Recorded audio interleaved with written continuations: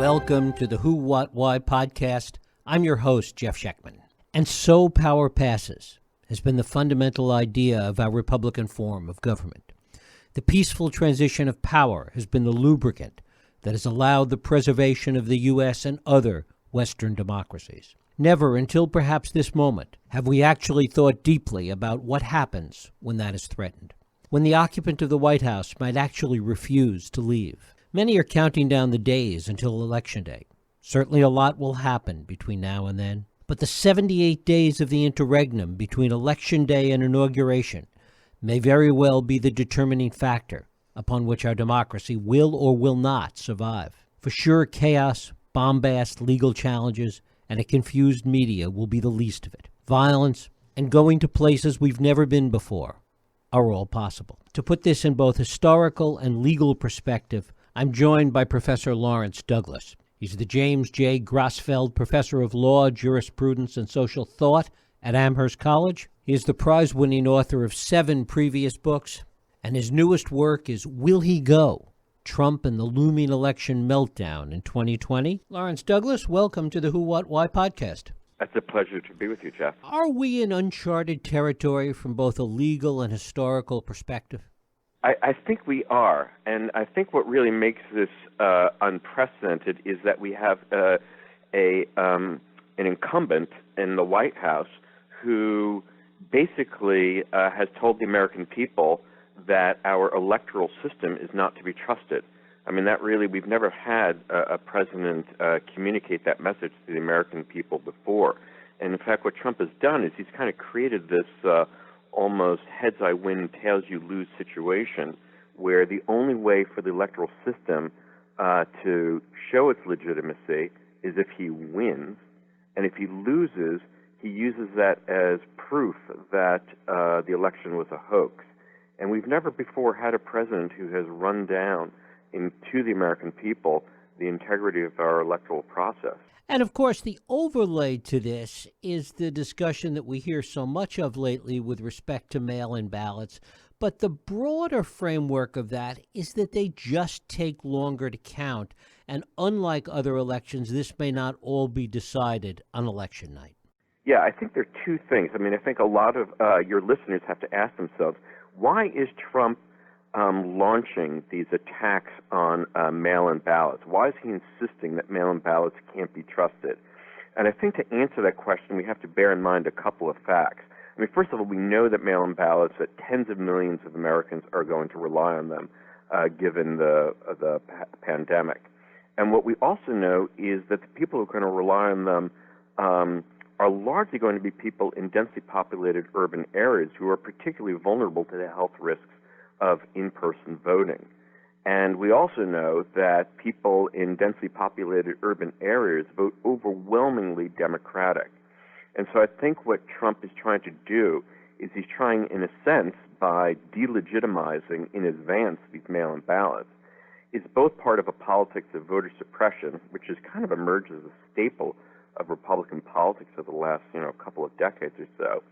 But maybe even more ominously, it says what you suggested, Jeff, is it's a way for him to discredit any electoral result which in the weeks after the election turn the result of the vote in Biden's direction as these mail-ins get counted. It becomes part of a strategy on his part to insist that the results of November 3rd are the legitimate results, and any results that come from mail-in ballots have to be tossed out. One of the things that has been a factor in the past in determining winners and losers has been the role of exit polling. That changes dramatically in a time of mail-in ballots as well. Absolutely. And it is, it's not impossible to imagine that Trump could have a lead in the swing states on November 3rd. But again, that would probably only represent the fact that you have a lot of rural voters who are less concerned about the health risk of in-person voting. And let's also, acknowledge the fact that the pandemic has also, people's reactions to the pandemic have broken on partisan lines. And so you've obviously seen Republican voters taking the whole thing less seriously, more willing to go into crowds and not wear masks. And so it's also possible to imagine that Trump would enjoy a lead on November 3rd because of these millions of votes still to be counted. And what he would try to do is then to kind of almost bootstrap that lead into victory, to say that that's what we have to go with because the mail-in ballots are unreliable. To what extent did 2000 teach us anything about how to deal with this from a public perspective, how to be patient, how to wait or not? Talk about that. Well, so as your listeners will probably remember, so in 2000, everything ultimately turned on the outcome in Florida. We had a very, very tight election, though I should mention that Al Gore did win the national popular vote by about 500,000 votes. But again, the Electoral College outcome was all turning on what happened in Florida. And that was an incredibly tight race. And we didn't know until 35 days after the election who had won that race. And I should say, a lot of people, I think, misleadingly give the U.S. Supreme Court credit for bringing closure to that electoral dispute, because it was the court that 35 days after intervened and basically said Florida had to stop its recount. And remember, when they stopped its recount, Bush was clinging to this improbably tiny lead of 537 votes. I mean, that's what handed him the presidency in a country of 300 million. But I think it's inappropriate to think that it was the Supreme Court that brought closure to that election dispute. I think it was Al Gore who, on the day after the court handed down what was frankly a badly reasoned and pretty transparently partisan decision, it was Gore who very graciously conceded. And I think it's impossible to imagine Trump acting in like fashion. Everything we know about Trump tells us it's simply not in his DNA to concede, especially in such a tight race. Which really begs the question of whether or not, from an institutional and a legal perspective, whether our institutions can hold up under both the stress, the chaos, and the exhaustion that will come in these days following the election. I think that's a really, really important point, because obviously we have, pretty powerful democratic institutions in this country which have demonstrated their durability for, more than 2 centuries. But that said, I think when it comes to our electoral system, I think we have largely avoided real calamities, partly as a result of luck and partly the result of the character of people seeking higher office. People like Al Gore, who are willing to concede, who basically, it was clear that Gore basically put the interests of the nation ahead of his own political fortunes. And if you have a president who is absolutely unwilling to do so, really is willing to play, kind of electoral brinkmanship, then it raises the question that you ask, which is, well, how well designed are the institutions to deal with that?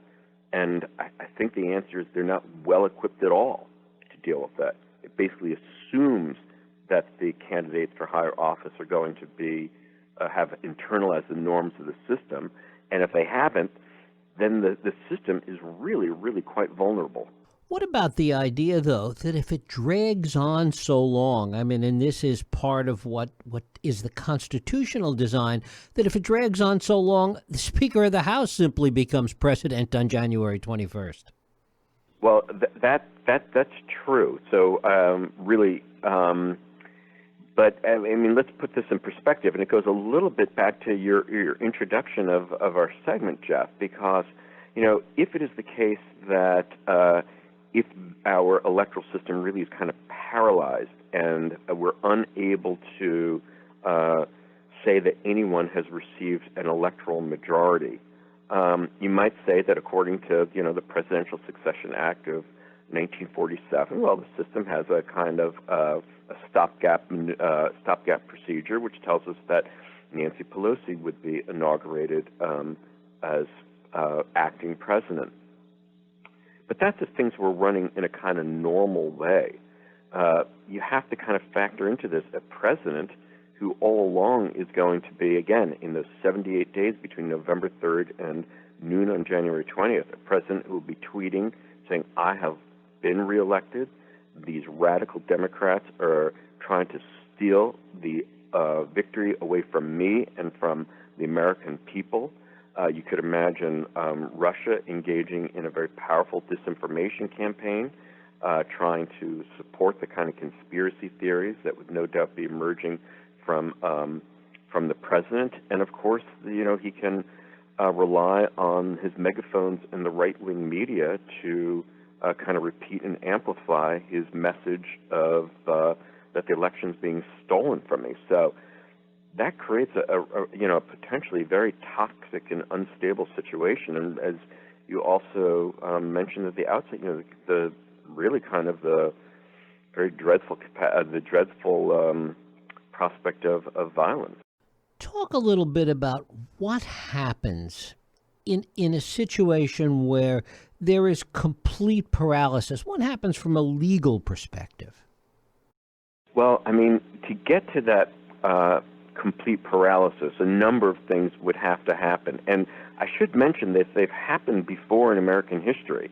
If some of your listeners are thinking, oh, this is just some kind of, professor spinning out his Twilight Zone, fantasies, we should bear in mind that in 1876, in this famous or infamous election between Rutherford B. Hayes and Samuel Tilden, our system did experience basically paralysis. And the paralysis continued until 2 days before inauguration. And a lot of it has to do with, it gets a little bit technical about the bizarre way in which we elect a president. I mean, one thing I think we need to bear in mind, Jeff, is we wouldn't even really be talking about this if we had the kind of system of electing a chief executive that most Western democracies have. I mean, we're the only one that relies on this kind of incredibly anachronistic electoral college system.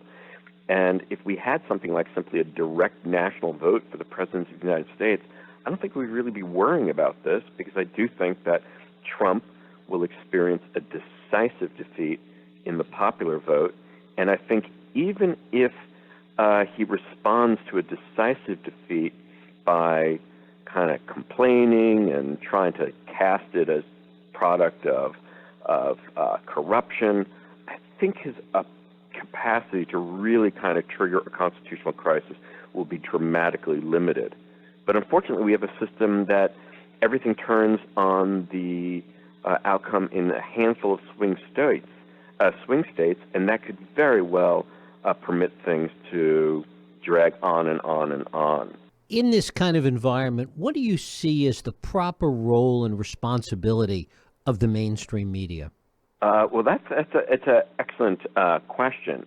And I think one of the things that the media could well serve us, one way they could well serve us, is if they just simply reminded us that November 3rd, when we turn on the televisions on November 3rd or the radios on November 3rd or our computers on November 3rd, that it's not as if we're kind of watching the Kentucky Derby or so, and that we should assume that by the time we go to sleep, we know who the next president is. Given the fact of voting in a time of pandemic, given the reality of tens of millions of people relying on mail-in ballots, it's very likely that we won't know who the president is on November 3rd. It's very likely that it might take weeks before we know who actually won the election. And that I think it becomes incumbent on the media to remind us that's normal, given abnormal circumstances. And it's not a signal that the system is already melting down. Because I do think that is something that Trump and his supporters will try to do. They'll try to, first of all, I think they'll try to delay the count of the mail-in ballots, again, so they can emphasize that the results of November 3rd should be recognized as the binding results. But they'll also try to cast all the kind of delays as some deeply anomalous situation which reflects a system melting down.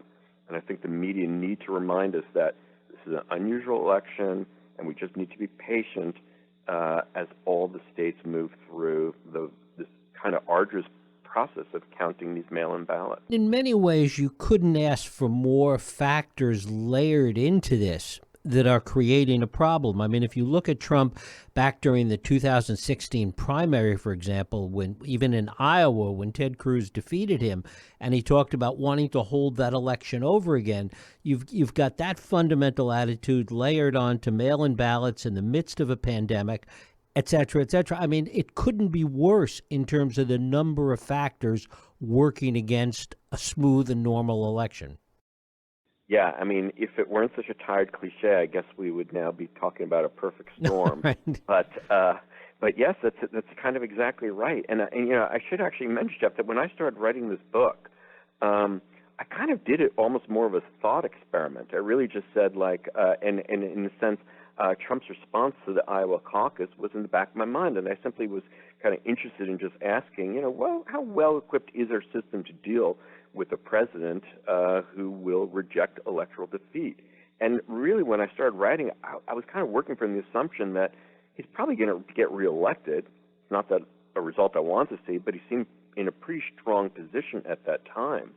And now, a lot of the, what we've seen with the pandemic, with mail-ins, that unfortunately, a lot of the things which I kind of thought as maybe just improbable circumstances that might come together look all the more likely that this is the reality that we're going to be facing, just in a few weeks. From a legal perspective, I mean, we have a sense from Bush v. Gore of the role of the courts. Talk about the role, if any, that Congress plays in all of this as it plays out in those 78 days. Yeah, well, Congress plays a very important role because what Congress ultimately does is, and this gets a little bit granular, but I think your listeners will find it nonetheless of interest. So we have this electoral college, and in order to win, you got to get 270 votes. And remember, these are real people. These are people who have basically pledged to a slate of candidates. And if, for example, Biden wins Michigan, then Biden's electors go to Lansing on December 14th, and they cast their votes for Biden. And then the governor of Michigan would mail that electoral certificate on to Congress. And Congress, on January 6, 2021, they open these electoral certificates, they count them up, and they basically declare a winner. And that's really when you actually have the real president-elect at that moment, about 2 weeks before Inauguration Day. But if you have a situation, a kind of complicated situation in which a state, in which basically Congress can't decide who won a state's electoral votes. Let's say, for example, let's go back to Michigan for a moment, and let's say Trump says, I won Michigan because I had a lead on November 3rd. And the Republican legislature, again, recall Michigan is controlled by a Republican legislature, they agree with him. And they say Trump has won our state, and they recognize him as winning the state, and they send his electoral certificate to Congress. And then the governor of Michigan comes along and says, no, Biden's won the state based on the full canvass of votes, even if it took weeks and weeks to finally tally that number up. And so electoral certificate for Biden is sent by the governor of Michigan to Congress. Now, Congress suddenly on January 6th doesn't know who won Michigan because Congress is confronted by this conflicting electoral certificate. And if the electoral certificates, and if the election is hanging on the balance of what happens in Michigan, then that's where you have a situation of a real stalemate, particularly, obviously, if Congress remains divided, as it is now, between a Democratic-controlled House and a Republican-controlled Senate. Then suddenly you're really in a world of hurt. And how will that play out? Who has what congressional responsibility? Yeah, the short answer to how it's going to play out, if we get to that kind of situation of these conflicting electoral certificates, which, again, just to remind your listeners, is exactly what happened in 1876, where 3 different states submitted competing electoral certificates, saying they basically couldn't decide who won their state, and Congress was divided in 1876 exactly as it is at present, that is, Democratic-controlled House, Republican-controlled Senate. And basically, at that point, how does Congress work out that problem? It doesn't. There's no clear way. And this is, again, an example where federal law and the Constitution basically supplies no way out of that situation. It becomes really a kind of a recipe for disaster. And then you might ask, well, what about the Supreme Court? They intervened in Bush v. Gore. Can't they intervene in such a situation as well? And the short answer there is no, I don't think so, because I think most constitutional experts would say that once an electoral dispute gets to Congress, lands in Congress's lap, then it's up to Congress to resolve it. The court has no role whatsoever in resolving an electoral dispute once it lands in Congress's lap. Talk about the exhaustion that you can imagine. I mean, you've been thinking about this, obviously, for a long time. As you say, you started this as a thought experiment. Just talk about the public exhaustion from something like this playing out. Absolutely. I mean, I think it will, we've already seen that this is a nation that's kind of on tenterhooks to begin with. And, and I think one thing that we need to be worried about is not simply exhaustion, but the way exhaustion, I think, can almost very quickly turn into its exact opposite, which would be kind of like an explosion of frustration and anger with the system, and that could come obviously from both sides. And the specter of violence remains real. I mean, we see it right now in our nation. And what we've also seen, very disturbingly, is the willingness on the part of the president to deploy, federal agents and federal force in a really kind of terribly inappropriate overreaction. I mean, we saw going back to Lafayette Square and his photo opportunity that he staged, willingness to use, federal, really ugly overcommitment of federal force against peaceful protesters. And of course, the other part of that, the subset of that, and we've certainly seen examples over the past 3.5, 4 years, where Trump's bark is much worse than his bite. But the greater concern, it seems, would be enough chaos, enough confusion, even without him thinking he's going across the line, to actually turn others across the line and result in the kind of violence that you're talking about. Absolutely. I mean, we've seen his willingness to engage in these kind of dog whistle politics. I mean, we saw that, in the early stages of the pandemic, where in order to basically score political points, and again, these are right back in the swing states, places like Michigan and Wisconsin, where he basically, just kind of sends out a tweet saying, "Liberate Michigan," and then we're left with these very disturbing images of supporters answering his call and not just protesting armed with automatic weapons, not just protesting outside the State House, but inside the State House itself. Very disturbing images. If you're the other side, in addition to having lots of lawyers, election lawyers, constitutional lawyers at the ready and at airports ready to go at a moment's notice, what action do you take? How do you play against this? Well, I think there are a couple of things that the Democrats should be doing, and they are doing, is, first of all, even during the Democratic National Convention, I think it was Nancy Pelosi, encouraged people to vote early.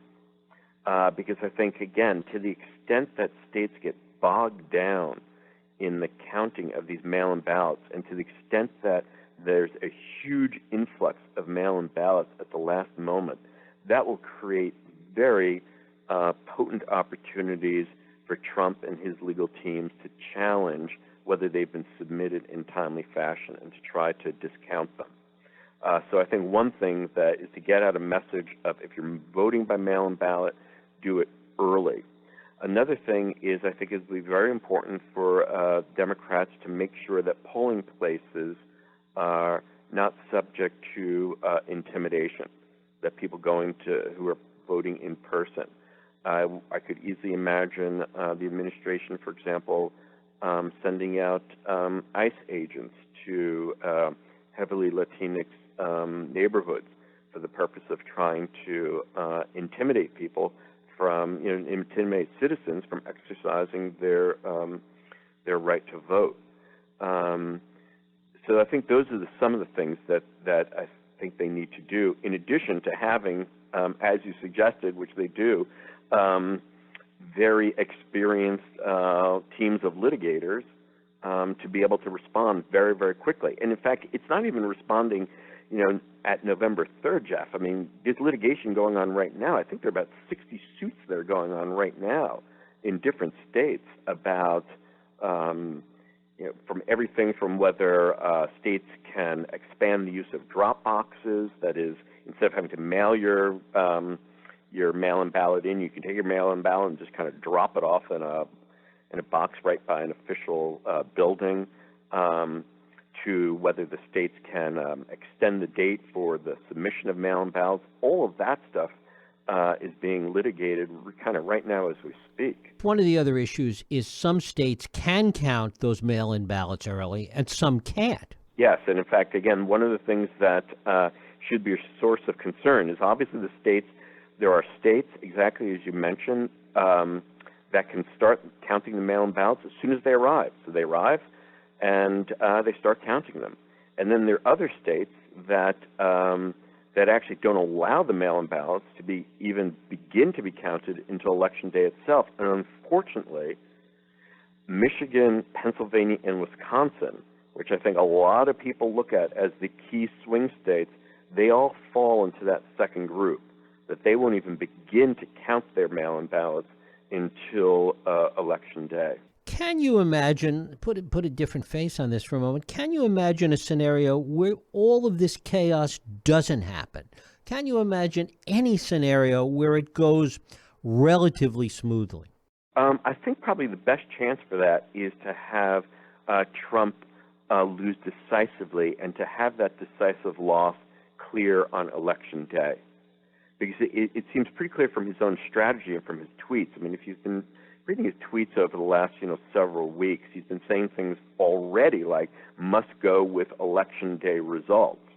Because I think he also recognizes that his best chance of winning is to try to bootstrap a lead into a victory and then try to discredit the mail-in ballots. But if it's abundantly clear on November 3rd itself that he's lost, then I really think that his hands are going to be tied. Again, I still think he can sort of send out these dog whistles and, he can encourage mayhem and some unhappiness, but I don't think he can really trigger some deeper crisis of succession. Certainly would be interesting to look back from the perspective of 50 years from now to see how historians will be writing about what we're talking about today. Yeah, no, that's certainly true, and hopefully they'll be telling a story that is not an entirely unhappy one. Lawrence Douglas, his book is Will He Go? Trump and the Looming Election Meltdown in 2020. Lawrence, I thank you so much for spending time with us here at Who, What, Why. Oh, it was an absolute pleasure, Jeff. Thanks for having me. Thank you. And thank you for listening and for joining us here on Radio Who, What, Why. I hope you join us next week for another Radio Who, What, Why podcast. I'm Jeff Sheckman. If you like this podcast, please feel free to share and help others find it by rating and reviewing it on iTunes. You can also support this podcast and all the work we do by going to whowhatwhy.org/donate.